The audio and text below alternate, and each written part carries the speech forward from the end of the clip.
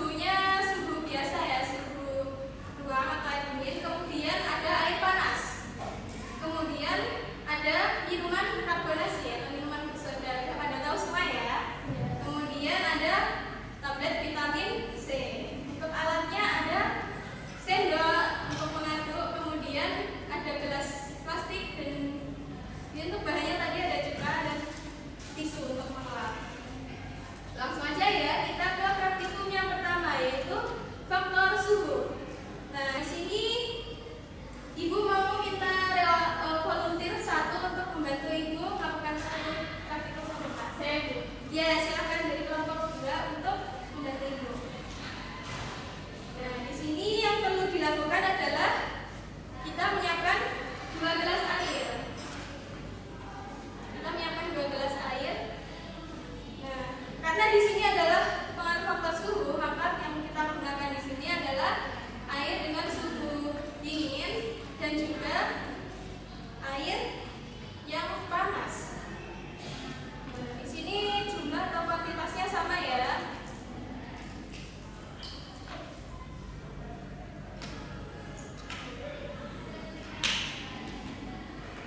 Kita akan melihat pengaruh faktor reaksi terhadap suhu menggunakan air dan juga vitamin C. Nah, kita akan men-setting stopwatch terlebih dahulu. Nah, jadi di sini ada air panas dan juga air dingin. Kita akan melihat kira-kira lebih cepat mana yang lebih cepat larut yang mana. Nah, Ibu akan menghitung 1 sampai 3. Silakan untuk dimasukkan secara bersamaan.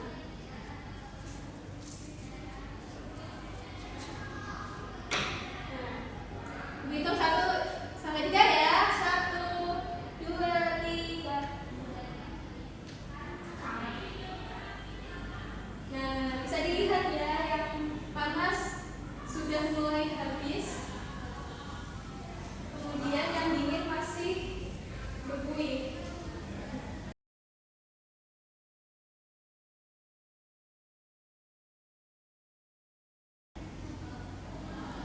Nanti yang di belakang semisal kurang terlihat bisa maju ke depan ya untuk mengamati. Oke, untuk yang panas sudah larut ya, kita akan mencontoh.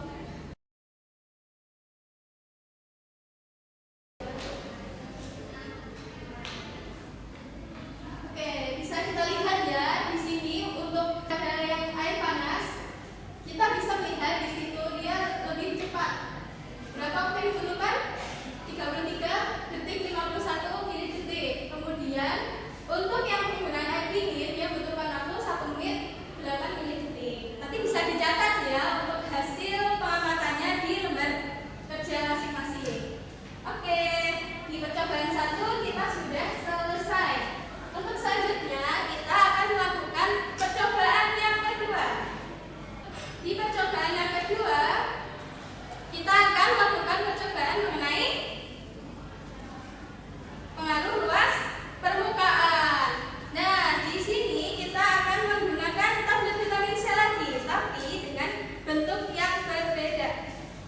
Jadi nanti kita menggunakan satunya tablet vitamin C yang tablet dan juga tablet vitamin C yang bentuk serbuk. Jadi kita akan haruskan terlebih dahulu tablet vitamin C-nya.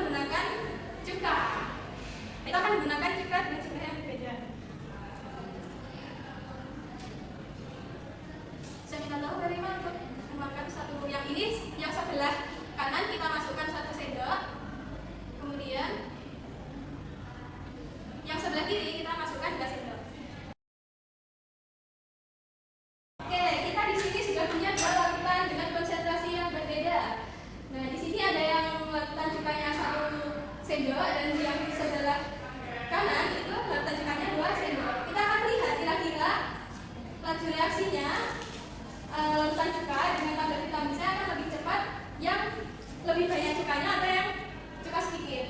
Kita akan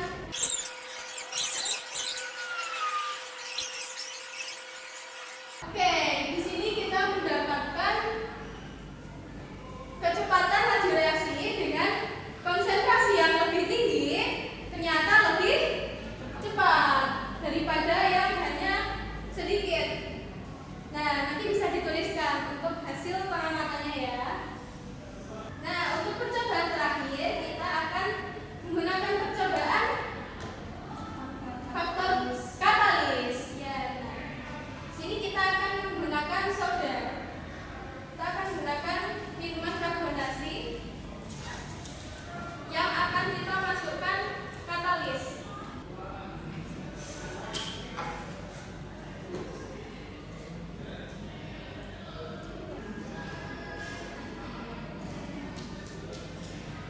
Baik, selanjutnya kita akan melakukan percobaan keempat, yaitu kita akan menggunakan minuman berkarbonasi dan juga permen Mentos. Nah, di sini kita akan menggunakan Coca-Cola sebagai reaktan. Nah, ketika Coca-Cola ini dibuka, dia akan mengalami perubahan fasa dari di sini karbon dioksidanya akan mengalami perubahan fasa dari cairan menuju ke gas sehingga dia menghasilkan busa. Nah, di sini kita akan menggunakan permen Mentos sebagai katalis yang akan membantu untuk pelepasan busa atau pelepasan karbon dioksida menjadi lebih cepat. Nah, kita akan menambahkan Mentos ke dalam Coca-Cola. Kita hitung 1 sampai 3 ya. 1, 2, 3. Nah, bisa diamati ya, sebelum dan sesudah dimasukkan katalis, maka pelepasan busanya lebih cepat ya kalau pakai katalis. Nah, oke, terima kasih ya untuk tugas dari hari ini.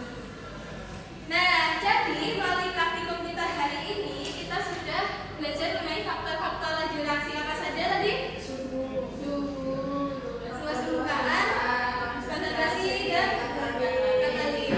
Setelah ini Ibu kasih waktu 5 menit, silakan dilengkapi LKPD-nya dengan kelompoknya.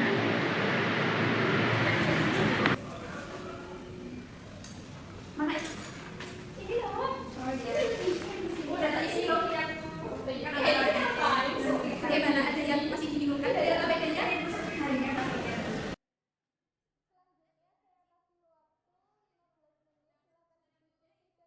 Untuk mempresentasikan hasil dari diskusi kelompoknya mengenai praktikum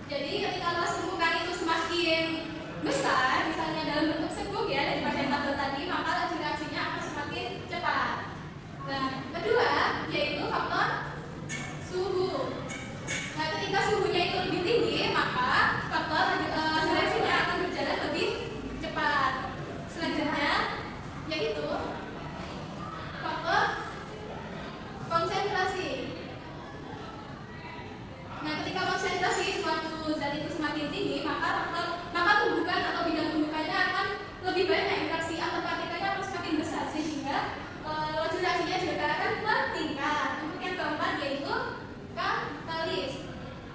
Nah, ketika ada penambahan katalis, maka reaksinya akan berjalan lebih cepat. Nah, dari sini ada yang ingin bertanya tentang materi hari ini? Sudah ada. Sudah paham semua ya? Baik. Oke, karena sudah paham, ada yang ingin menyimpulkan terkait pembelajaran hari ini? Saya, Bu. Baik, silakan Iza. Jadi untuk pertemuan hari ini kita sudah belajar bahwa laju reaksi itu dipengaruhi beberapa faktor, di antaranya itu suhu, luas permukaan, konsentrasi, dan katalis. Semakin tinggi suhu, maka laju reaksi semakin cepat. Semakin besar luas permukaan bidang